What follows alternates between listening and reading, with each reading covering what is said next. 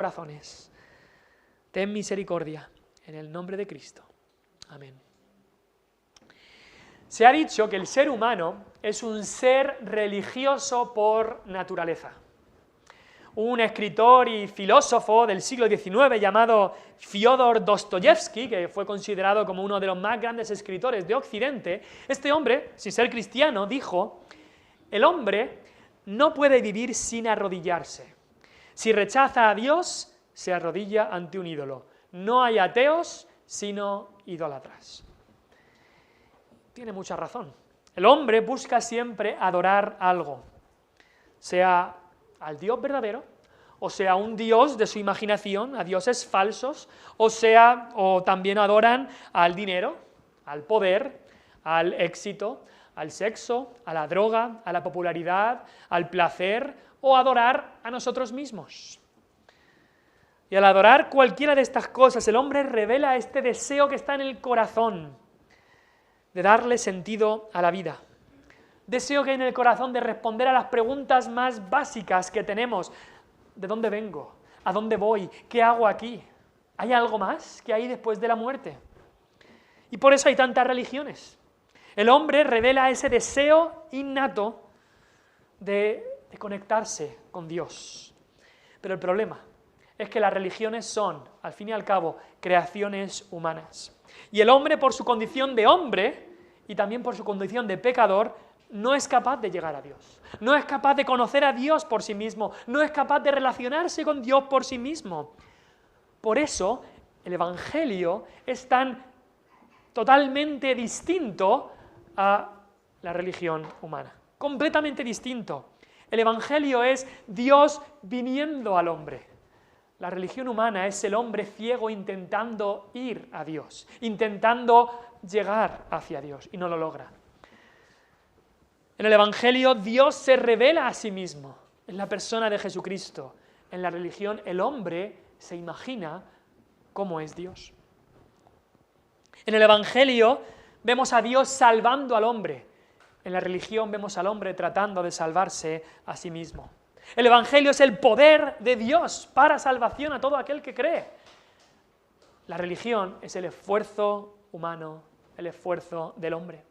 Y al final todas las religiones se basan en eso, en esfuerzo humano. El budismo, ¿en qué se basa? Pues buscan el nirvana, eso es lo que enseña el budismo, buscan el nirvana ¿cómo? Siguiendo este octuple sendero, 8 cosas que hay que hacer para encontrar el nirvana. Los musulmanes también esperan entrar al paraíso siguiendo los 5 pilares del Islam.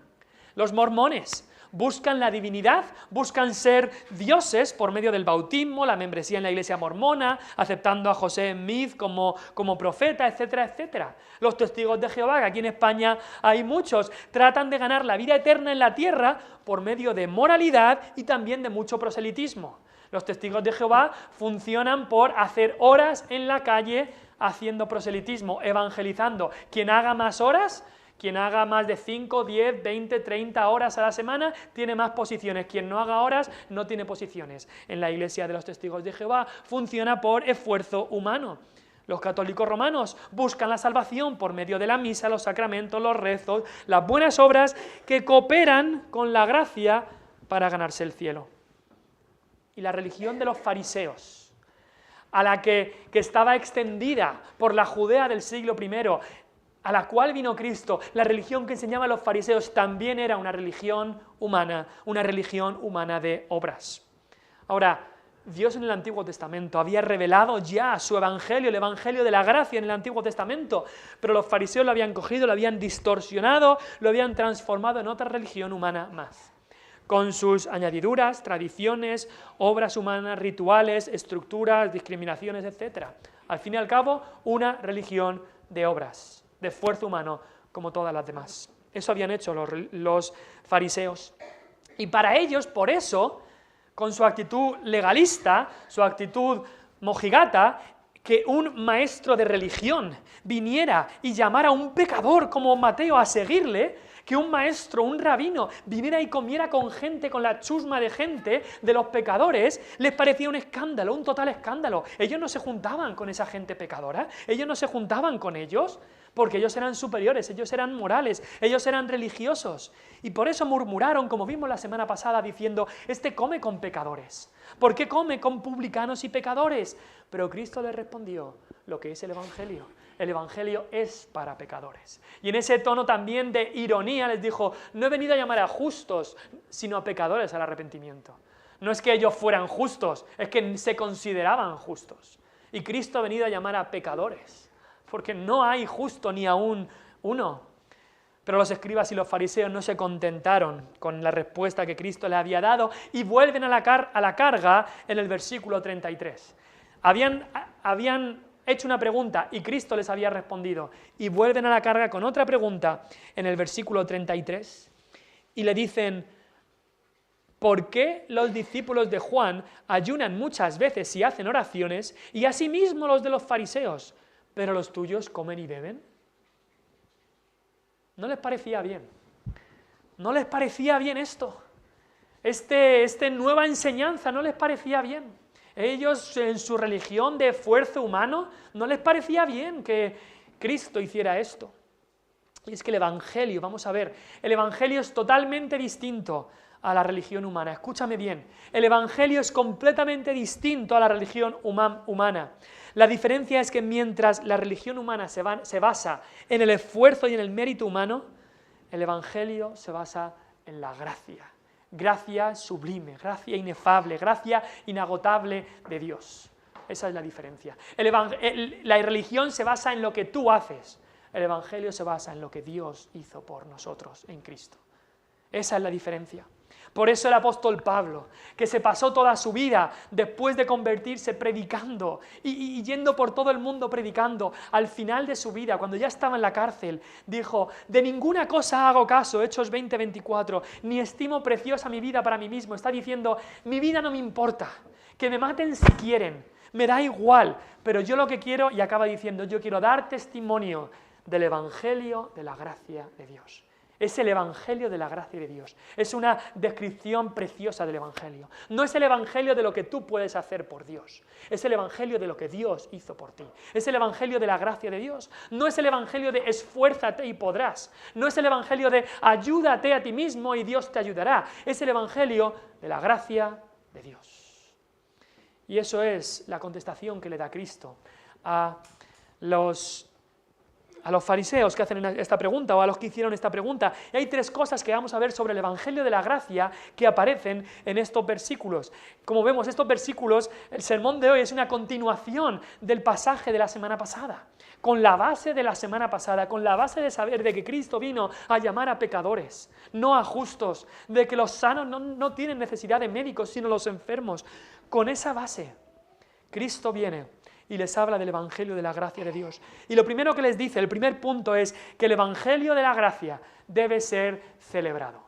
El Evangelio de la gracia debe ser celebrado. Cristo responde y le dice, ¿podéis acaso hacer que los que están de bodas ayunen, entre tanto que el esposo está con ellos? La pregunta de los fariseos iba en cuanto al tema del ayuno. ¿Por qué tus discípulos no ayunan?, le dicen a Cristo, y los de los fariseos sí, y los de Juan el Bautista sí.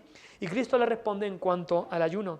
Cristo introduce aquí una ilustración, una metáfora, la ilustración de una boda y un esposo.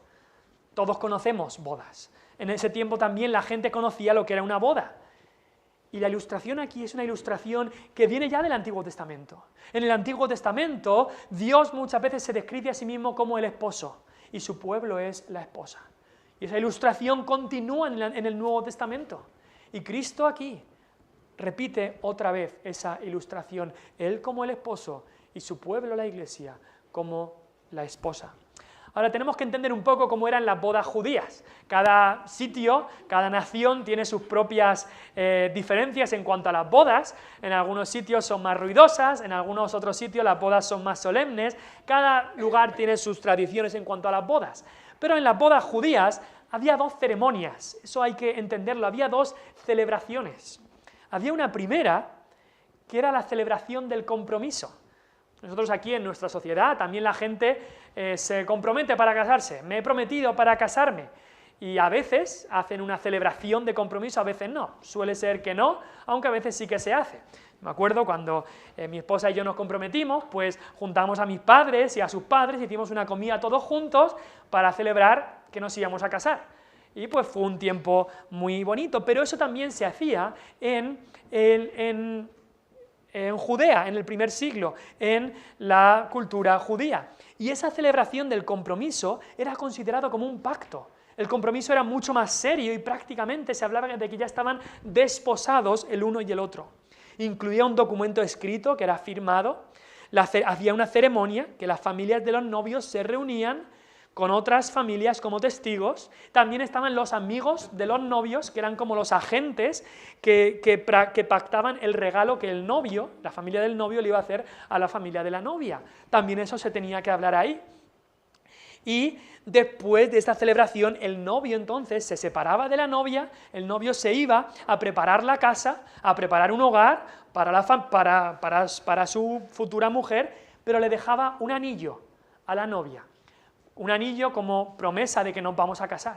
Nos vamos a casar pronto, ya es seguro que nos vamos a casar, pero voy a preparar lugar. Y con ese contexto es que Cristo hace esta ilustración de yo soy el esposo. Ahora, es curioso porque los discípulos de Juan también vinieron, nos dice Mateo, también vinieron con los discípulos de los fariseos, con los fariseos. Y los discípulos de Juan seguramente se acordaban de que Juan ya había dicho que Cristo era el esposo. En Juan 3:28 le dijeron a Juan el Bautista, ¿eres tú el Cristo? Y Juan el Bautista dijo, yo no soy el Cristo. No. Yo soy el enviado que va delante de él. Y dijo después Juan, el que tiene la esposa es el esposo, refiriéndose a Cristo.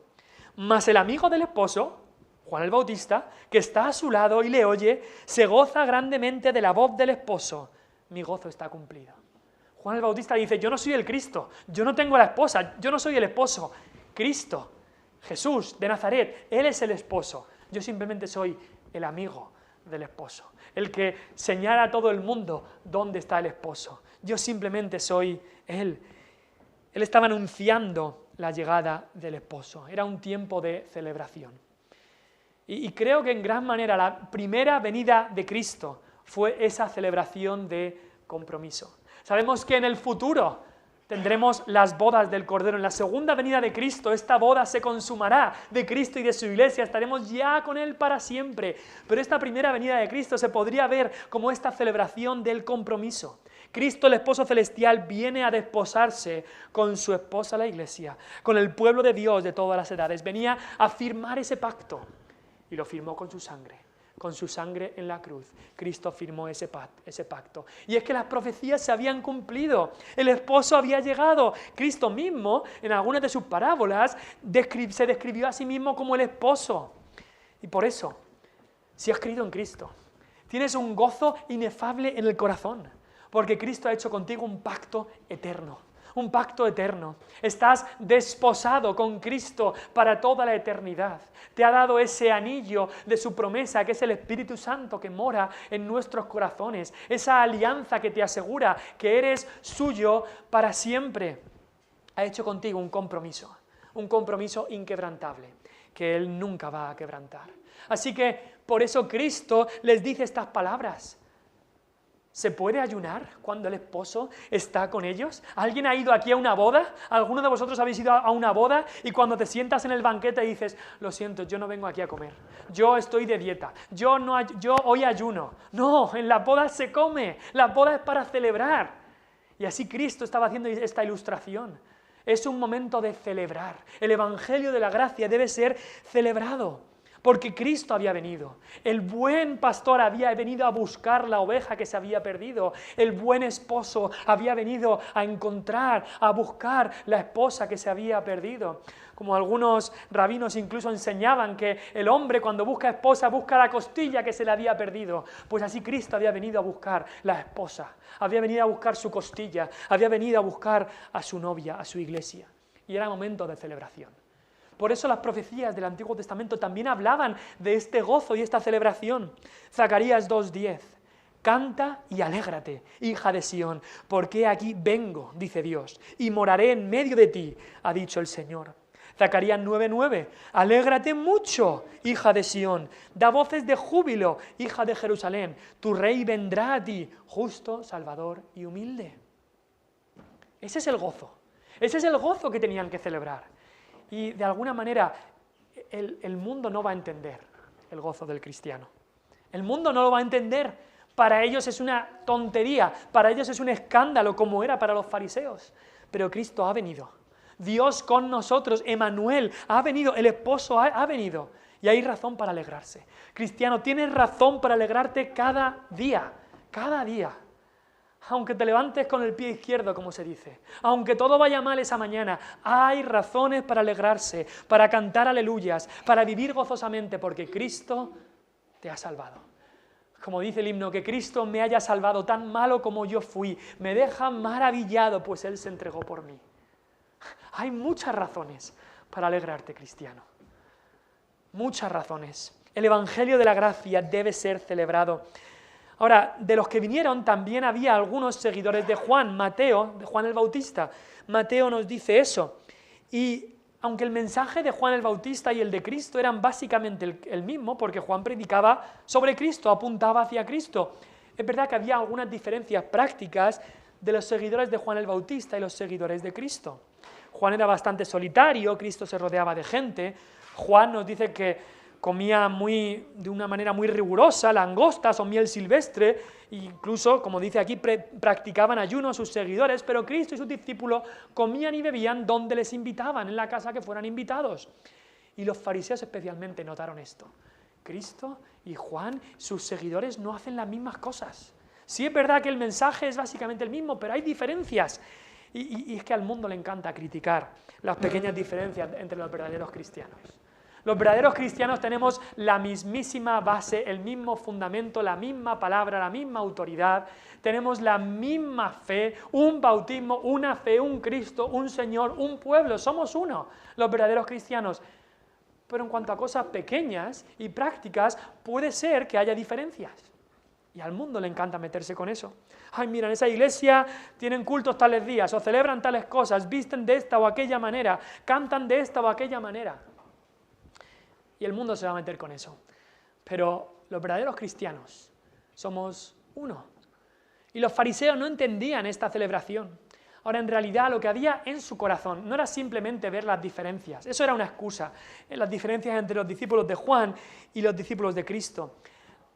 La razón en su corazón es que el ayuno que ellos hacían, el ayuno que ellos creían que se debía de hacer, era un ayuno completamente hipócrita, porque era un ayuno para ganarse la salvación.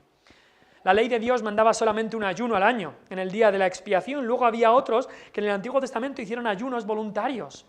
Pero los fariseos veían el ayuno como una parte de su religión de obras. Ayunaban 2 veces a la semana, los lunes y los jueves ayunaban, para ganarse el cielo. Y por eso en la oración del fariseo que vemos en el templo, él dijo, te doy gracias porque no soy como los otros hombres, ayuno 2 veces a la semana. Era un ayuno hipócrita, era un ayuno orgulloso, era un ayuno para ganarse el cielo.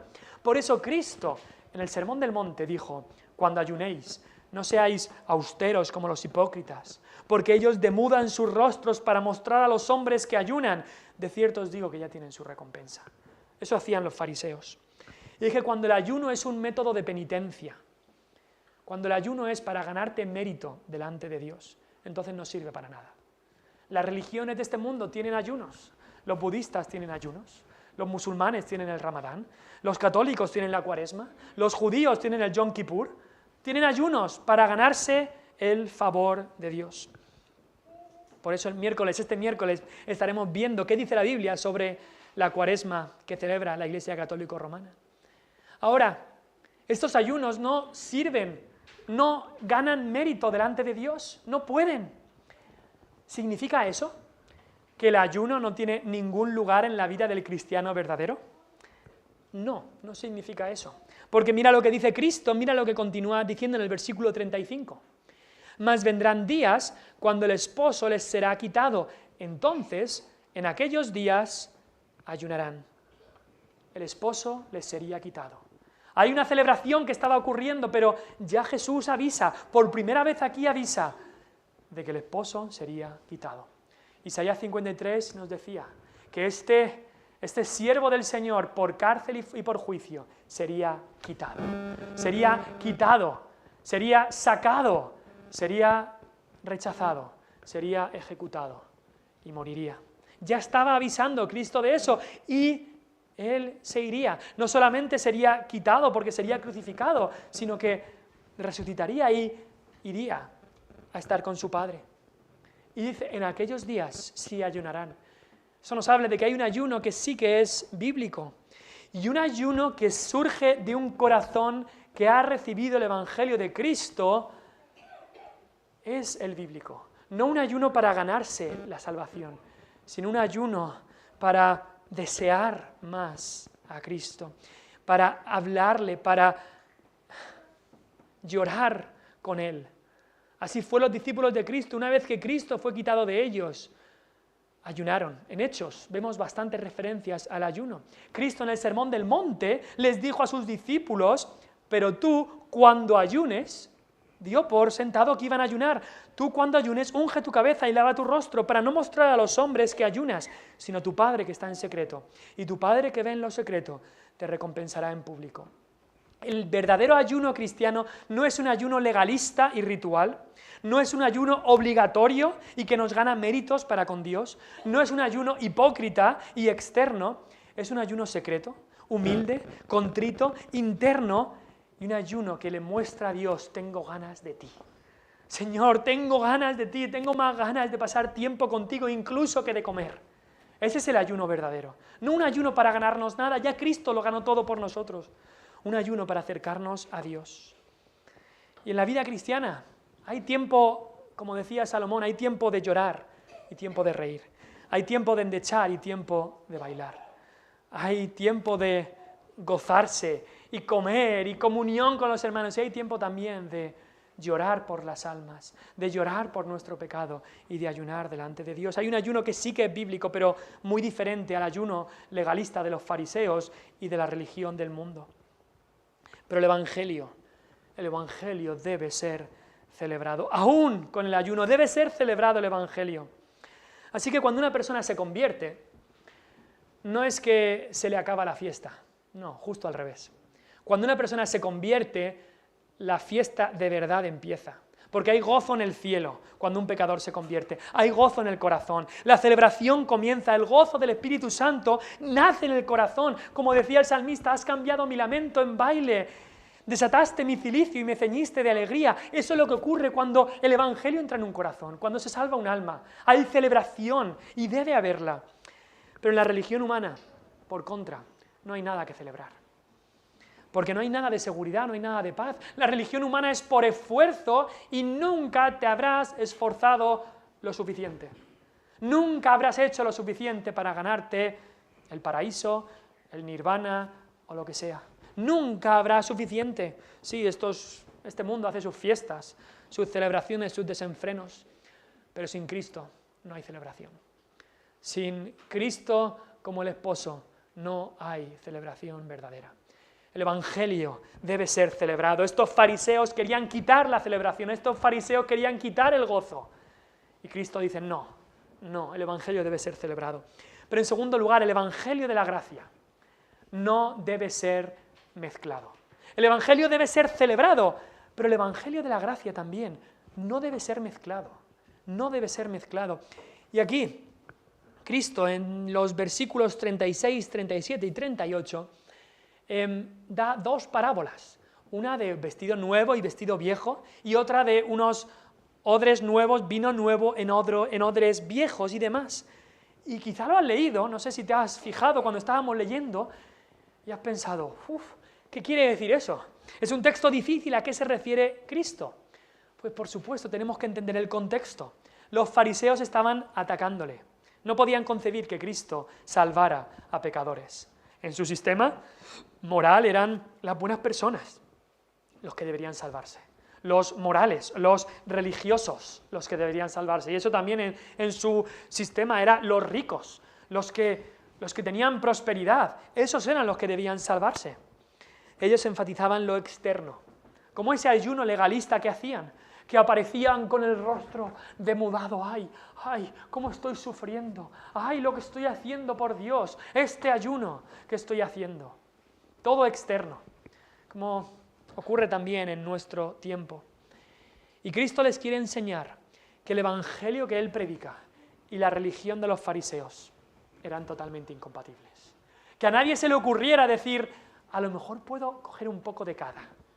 Cristo lo quiere dejar claro, son totalmente incompatibles. El evangelio de la gracia no debe ser mezclado con nada. Y he utilizado dos ilustraciones. La primera es la parábola del vestido, de los vestidos. Y en el versículo 36 la encontramos. No tenía sentido. Si se mezclaba la tela de un vestido nuevo con la de un vestido viejo, imagina que vas al Corte Inglés. Creo que en Jaén hay un Corte Inglés. Vas ahí, te compras un abrigo nuevo, te gastas 100 euros, 150 euros en un abrigo nuevo. Estás súper contento. Y llegas a casa y entonces abres el armario y ves el abrigo viejo que tienes ahí. Lo ves que está roto, tiene agujeros, está desteñido, pero dices, es que bonito también el abrigo viejo. Dices, ya está, ya sé lo que voy a hacer. Como está roto el abrigo viejo, voy a cortar un poco de este abrigo, lo corto y se lo pongo al abrigo viejo. Hago un parche y se lo coso al abrigo viejo. Y aquí corto otro poco y se lo pongo al abrigo viejo. Ya tengo el abrigo viejo arreglado. Has hecho una tontería tremenda. Te has quedado sin abrigo nuevo y encima el abrigo viejo ya no sirve. Ya no sirve. Te cargas el abrigo nuevo y encima lo que le pones al abrigo viejo no pega. Ese abrigo viejo está desteñido, no armoniza con el nuevo. Esa es la primera ilustración que hace Cristo. La segunda ilustración hace una parábola, o nos cuenta una parábola de vino nuevo y odres viejos. Yo, por ser de mi generación, no sé mucho lo que son odres, pero algunas personas mayores que estaréis aquí, seguramente hace tiempo se ponía el vino en los odres. Los odres se hacían con los cueros, las pieles de las cabras, generalmente, también de ovejas. Y después de sacarle la piel al animal, se curtía y después de quitarle el pelo, al cuero se le daba la vuelta, dejando el interior hacia afuera, y por la abertura del cuello de ese animal, eso llegaba a ser la boca de la botella. Y se podían introducir líquidos distintos, aceite, también vino y otros líquidos. Las demás aberturas de la pata y la cola pues también se cerraban atándola con cuerda o cosiéndola. Ahora, estos odres viejos, los que ya estaban muy viejos, ya no estaban flexibles. Si tú metías vino nuevo que tenía que fermentar, automáticamente ese vino nuevo iba a romper los odres viejos porque ya no estaban flexibles, ya tenían mucho tiempo. El vino nuevo se tenía que poner en odres nuevos, en recipientes nuevos, estos recipientes que eran la piel de una cabra, por ejemplo. Ese vino nuevo era incompatible con viejos odres porque los rompería. Estas son las dos parábolas que cuenta el Señor. Y lo que nos está diciendo es que el evangelio de la gracia, lo que Cristo estaba enseñando, lo que Cristo estaba trayendo, porque el evangelio es Cristo mismo, eso era incompatible con la religión de obras de los fariseos. Totalmente incompatible. Intenta ir a tu casa y mezclar agua y aceite. No se mezclan. De la misma manera, tú intentas mezclar el evangelio con la falsa religión y no se mezclan. Y no solo que no se mezclan. Si intentas mezclar el evangelio con la falsa religión, el evangelio con la religión de obras, estás creando un veneno incluso mucho más mortal que la falsa religión, porque es un veneno pensando que como tienes algo de evangelio, estás bien. El evangelio es exclusivo, el evangelio es incompatible con ningún otro sistema. Y la Iglesia católico-romana es la religión maestra en el arte de mezclar lo verdadero con lo falso, porque por siglos han mezclado el evangelio de la gracia con la religión humana de méritos. Y esa mezcla, lo repito, es venenosa y mortal. Venenosa y mortal. La palabra de Dios es nuestra única autoridad. Y ellos dicen, sí, la palabra de Dios mezclada con la tradición de la Iglesia, con lo que diga el Papa, mezclada con las tradiciones de los hombres. La Biblia dice que somos salvos solo por la gracia de Dios. Ellos dicen, sí, somos salvos por la gracia de Dios mezclada con los méritos humanos. La Biblia dice, solo Cristo salva. Ellos dicen, sí, Cristo salva y también María y también los santos. La Biblia dice, solo a Dios la gloria. Y Roma dice, a Dios la gloria y también al Papa y a los santos y a los obispos y a los curas, etc. La Biblia dice, recibimos la salvación solamente por la fe. Y Roma dice, recibimos la salvación por la fe mezclada con las obras. Y esa mezcla es mortal. Esa mezcla es venenosa. No podemos ser salvos por nada más que la fe. Recibimos la salvación por la fe. Hay una ciudad en el norte de Italia que se llama la ciudad de Trento. Una ciudad de más de 100.000 habitantes.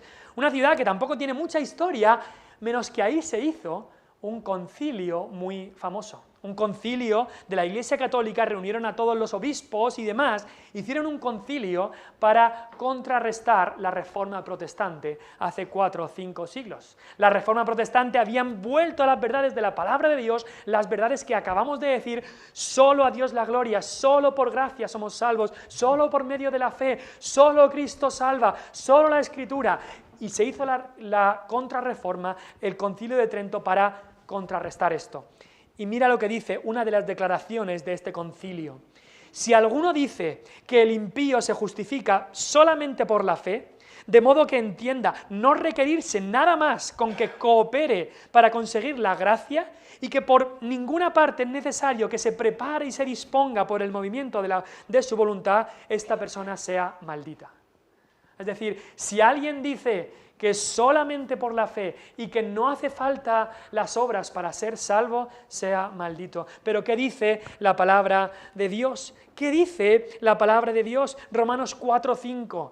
Pero al que no obra para ser salvo, sino cree en aquel que justifica al impío, su fe le es contada por justicia. No somos salvos por las obras, sino solamente por la fe.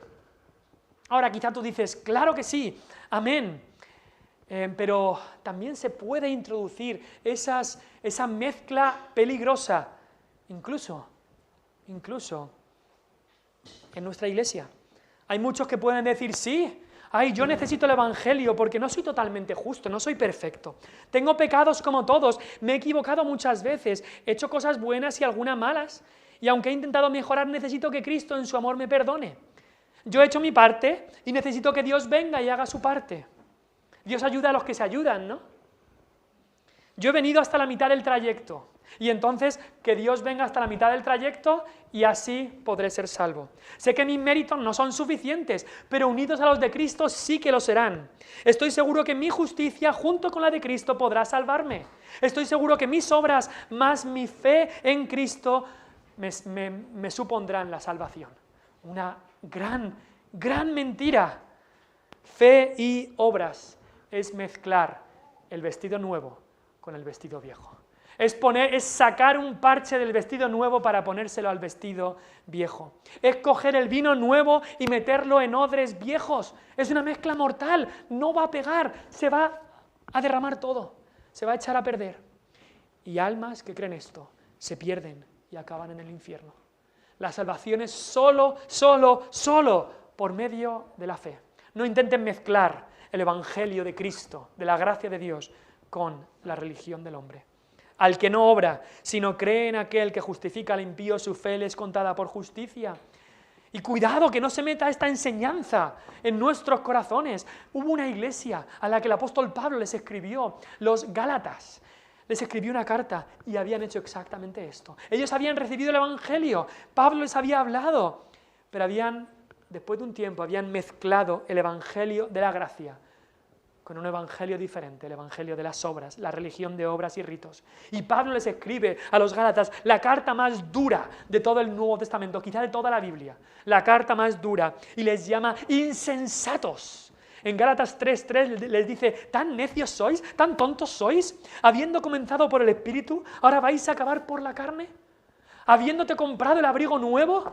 ¿Ahora ¿Vas a ir al abrigo viejo y vas a intentar mezclarlo? Habiendo tenido el vino nuevo de Cristo, ¿lo vas a meter en odres viejos para que todo se derrame? No intenten mezclar estas cosas. Son incompatibles, son incompatibles. Ninguna obra buena que puedes hacer va a añadir a tu fe. Lo acabamos de cantar, ningún precio traigo, nada en mis manos traigo, solo a tu cruz me agarro. No puedes traerle nada a Dios por tu salvación. No puedes. Cree en el Señor Jesucristo y serás salvo. No puedes añadir nada. Cuando Él murió dijo, es consumado, acabada está la obra. El Evangelio de la Gracia debe ser celebrado, el Evangelio de la Gracia no debe ser mezclado. Y en tercer lugar, el Evangelio de la Gracia va a ser rechazado por muchos. Acaba este texto, este pasaje, Cristo diciendo, y ninguno que beba del añejo quiere luego el nuevo, porque dice, el añejo es mejor. Hemos visto que el vino viejo representa la religión de los fariseos, una religión de obras, típico de todas las religiones humanas. El vino nuevo representa el Evangelio de la Gracia, las buenas noticias, que Cristo vino a llamar y a salvar pecadores, como cada uno de nosotros. Y Jesús aquí dice que los que comienzan a beber y se acostumbran de este tipo de religión de obras, de este tipo de vino añejo, ya no quieren el vino nuevo del Evangelio de Cristo. Este vino viejo, esta religión de obras, esto que es lo que hemos hecho siempre, les ciega para no querer recibir la gracia de Cristo. Como el vino tiene un poder cegador y un poder, cuantos más grados tiene aún más poder cegador. Los que lo beben, este vino viejo, ya no quieren probar el nuevo, están tan borrachos que no entienden, no pueden saborear el vino nuevo. De la misma manera, aquellos que se entregan a la religión de obras no tienen paladar para Cristo. Y así estaban los fariseos, embriagados, borrachos con su autojusticia. Yo soy justo por mí mismo. Y la autojusticia aborrece la gracia. La autojusticia aborrece la gracia, no la quiere, no le gusta, le da arcadas cuando la prueba. Eso es lo que pasa cuando te acostumbras a pensar que tú puedes salvarte por ti mismo. Cuando vienen y te dicen, Cristo lo hizo todo por ti, tú dices, yo no quiero eso. Eso es una locura, yo me lo gano por mí mismo. El Evangelio de la gracia iba a ser rechazado. Aquellos que bebían del añejo, aquellos que estaban acostumbrados a esto, no querrían saber nada, dirían, el añejo es mejor. Ahora, el Evangelio de Cristo en realidad no era algo nuevo en la historia, porque el Antiguo Testamento está lleno de referencias a este Evangelio. En realidad el Evangelio de Cristo no era algo novedoso, es el Evangelio antiguo. Cientos de referencias en el Antiguo Testamento al Mesías, referencias incluso a un nuevo pacto en Jeremías 31. Cristo no estaba ofreciendo una enseñanza contraria a la enseñanza antigua del Antiguo Testamento. Cristo dijo, no he venido a abrogar la ley, sino para cumplirla. El problema es que los fariseos habían sepultado la ley de Dios con sus tradiciones. Eso mismo le dijo Cristo, vosotros quebrantáis el mandamiento de Dios por vuestra tradición. Por eso, en la mente de los judíos, de los fariseos del primer siglo, esa mente que estaba dominada por las tradiciones, esta religión que habían ellos fabricado, religión de obras, religión de los fariseos y sacerdotes, en su mente este Evangelio de la gracia de Dios, que he venido a llamar a pecadores al arrepentimiento, eso era una innovación rompedora. Y cuando veían eso decían, no, lo añejo es mejor, lo antiguo es mejor, me gusta más, lo antiguo me gusta más. Y lo seguimos escuchando en nuestra Sierra de Segura que tanto queremos. Lo seguimos escuchando. Déjame con mis tradiciones. Déjame con mis tradiciones. Lo antiguo es mejor. Esto lo hemos hecho toda la vida aquí. No vas a venir tú ahora a quitarnos nuestras tradiciones porque lo diga ese libro. Si algo ha durado tanto tiempo es porque es bueno, ¿no? Porque si ha durado cientos de años estas tradiciones y romerías y fiestas que tenemos, será porque son buenas. Como algunos dicen, si la Iglesia Católica no hay fiestas y sin fiestas no hay pueblos, así que hay que mantenerlo todo.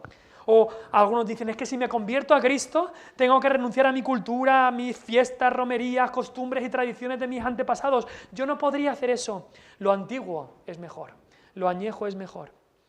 aun cuando ven que el Evangelio de Cristo es bíblico, aun cuando ven que la religión de obras no es bíblica, aun cuando ven que el Evangelio de la gracia da libertad y la religión de obras da esclavitud, aun cuando ven que el Evangelio de la gracia promueve la justicia y la santidad y la religión de obras solo promueve la hipocresía y la depravación y el orgullo, aun cuando ven todo eso, dicen, me quedo con lo antiguo. El añejo es mejor. Me quedo con lo antiguo. Es curioso que en otras cosas no dicen lo antiguo es mejor. Cuando llega un nuevo tractor, no dicen, no, me quedo con la mula, prefiero la mula al tractor. Ahí no, ahí sí que lo nuevo es mejor. Pero ese poder que tiene la religión de obras, tiene un poder cegador, un poder que les ciega, un poder que les adormece y no quieren recibir a Cristo. Hoy día, en nuestra comarca hay tantos que están cegados, paralizados por la falsa religión de obras, con sus ritos, sus tradiciones, sus días santos y demás. Rechazan el Evangelio, rechazan a Cristo diciendo esto, lo antiguo es mejor. Aun con todos los problemas que ellos mismos ven, piensan que les da más seguridad lo que siempre se habían hecho y no dan el paso de venir a Cristo. ¿Qué es lo que les puede cambiar? ¿Qué es lo que puede hacer que vengan a Cristo? ¿Que nosotros a lo mejor nos adaptemos a ellos? ¿Que nosotros mezclemos un poco ese evangelio de la gracia con la religión de obras? No, lo único que puede cambiarles es la obra del Espíritu de Dios.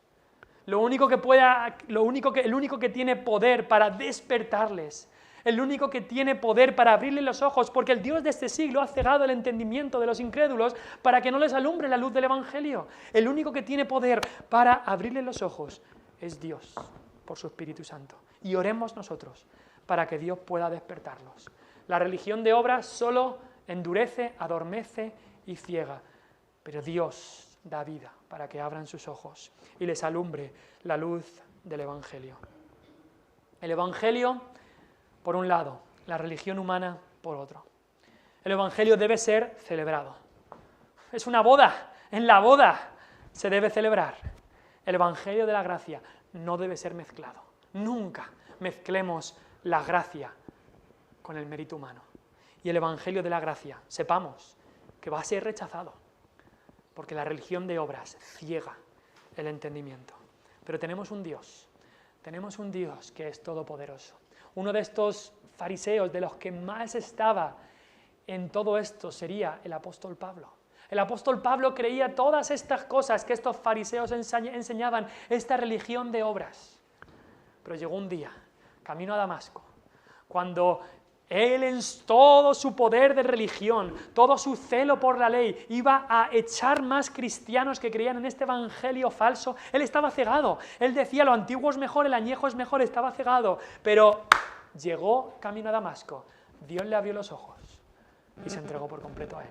Y Dios ha seguido haciendo eso y lo sigue haciendo en el día de hoy. Hace el mismo tipo de salvación. Quizá tú tienes por mucho tiempo los ojos cegados diciendo, la religión de mis padres es la que yo tengo que seguir. Mis padres murieron creyendo esta religión, yo también tengo que hacer lo mismo. Pero Dios te dice hoy, yo puedo salvarte, ven a mí, venid a mí todos los ciegos, venid a mí todos los trabajados, venid a mí todos los que habéis intentado salvaros por vuestras propias obras, y yo os haré descansar. Eso es lo que hace el Evangelio, da descanso al corazón, da una